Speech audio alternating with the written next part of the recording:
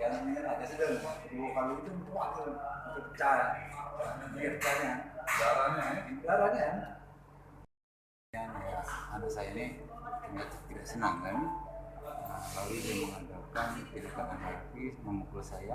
Setelah itu saya berlari menghindar ke tempat istri saya lagi tidur di rumah orang tuanya kan, jadi saya ke jalan Swadaya. Setelah itu saya di sana ternyata dia sudah menunggu ya, oleh karena dia ada kendaraan kan, saya jalan kaki saya menunggu. Nah, di sana di rumah mertua sudah terjadi lagi keributan lagi. Kemudian dia setelah mengadakan perkelahian tadi kan, setelah itu baru dia mengambilkan batu-bata memukul saya sama sebanyak 2 kali.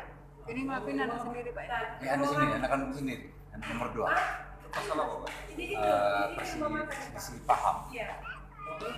Awalnya selisih pahamnya dalam gimana Pak? Apa Selisih pahamnya begini, kan dia kurang lebih hampir 1 minggu tidur di rumah anak saya kan, ada mertuanya.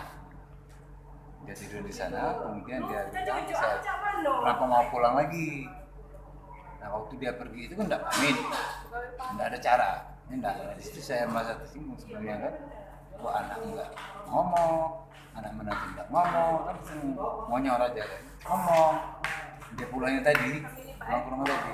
Kok masih pulang ke rumah? Ini peristiwa yang sudah ketiga kali. Pemukulan juga, yang kedua juga pemukulan juga, oleh karena saya menimbang mengingat oleh karena istri saya ada status, istri saya masih menimbang, yang ini sudah tidak bisa lagi. Yang kedua ini, yang ketiga ini tidak ada, langsung lari.